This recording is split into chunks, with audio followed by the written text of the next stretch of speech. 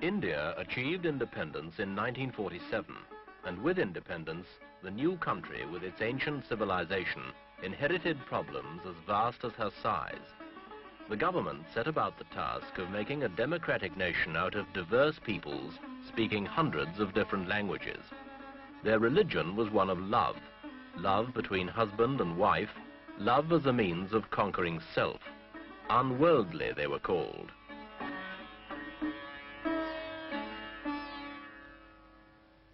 But they were united in their patriotism for Mother India, and some of India's harshest problems began to yield.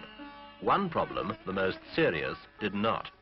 The problem of Muslim versus Hindu, of Pakistan versus India.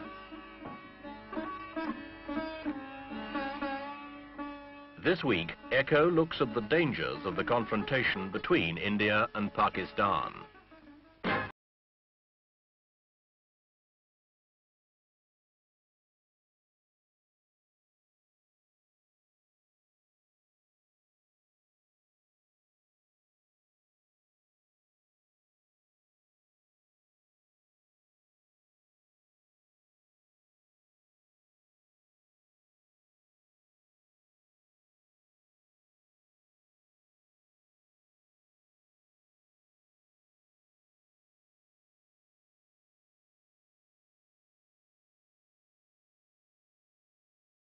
The achievements and the problems. The modern city, modern amenities, business life, shops, housing, employment, organization, the rule of law, care for the environment, planning, administration.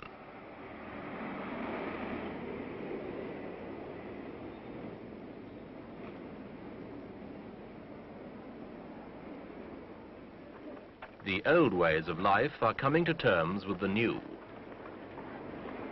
Overpopulated still, but India has made headway in controlling a disastrous rise in the birth rate. Indian farmers are taking to new ways. Miracle rice and wheat are beginning to feed the stomachs of a country that contains nearly 15% of the human race. The effects can be seen. Things are better.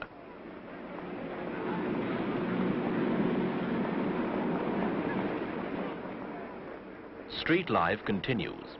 There is even a little left over for small luxuries.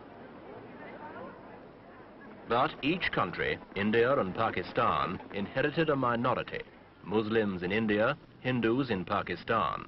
Both are devout, often contradictory, but always unquestioning in their loyalties.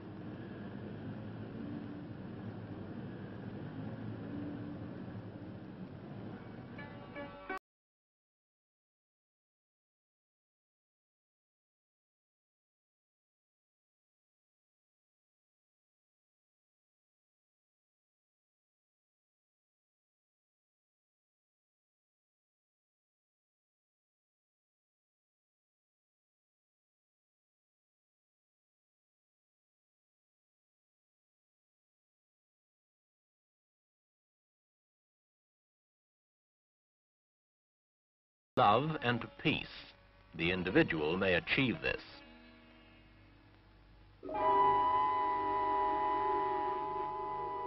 Others have war and hatred brought to them. A new terror has come. East Pakistan, where these refugees come from, rose against the West Pakistani government and declared a separate state, Bangladesh. The supposed domination of a government 1,000 miles away was resented by the East. West Pakistani forces were ordered to take over. Muslim fought Muslim. There were scenes of indescribable brutality. Little mercy was shown. These refugees, old men, the sick, women, children, the dispossessed, fled over the only border that was open to them, into India.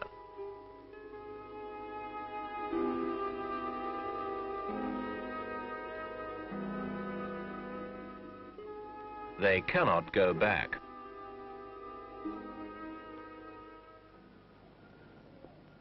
The insurrection in Bangladesh continues. These are highly trained professional soldiers. They wear the uniforms they wore as Pakistani regulars, minus the rankings. If captured, They are under automatic sentence of death. They are fighting for Bangladesh. West Pakistan is anxious. Bangladesh guerrillas sank 4 Pakistani supply vessels in 1 week. Reports indicate little cooperation from the East Pakistani people. West Pakistan suspects Indian influence, even penetration by spies and agitators. The Pakistani government fears India may try and settle old scores, Kashmir, various border clashes, by occupying East Pakistan and setting up a puppet Bangladesh regime. Pakistan's President Yahya Khan keeps his eyes on the Indian border. Well, I'm watching it with great patience. And I'm warning the world that if they have any idea of taking a chunk of my territory in East Pakistan and think this is not war, let me warn you, and I warn the world, that this will mean war, an overall war, which I hate, I don't like. But for the defense of my country, I must then fight an all-out war. And that will mean war here in West Pakistan.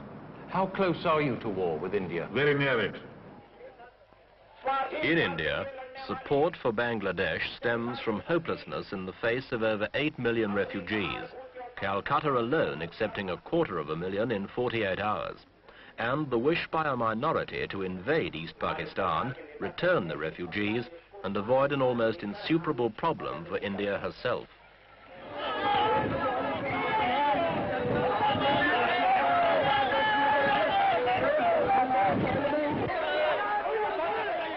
The police managed to retain control and try, wherever possible, to cool hot tempers, in line with the government's policy of Indian sovereignty and control within her own borders, while avoiding provocation to those outside.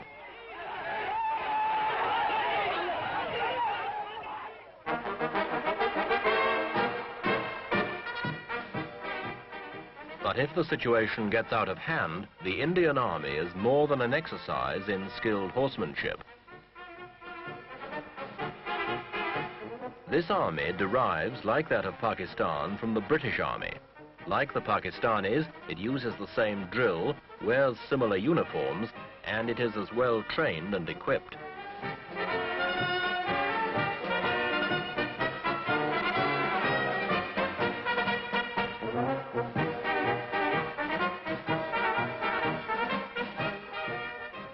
Should these two forces meet in combat, it will not be with ceremonial pomp.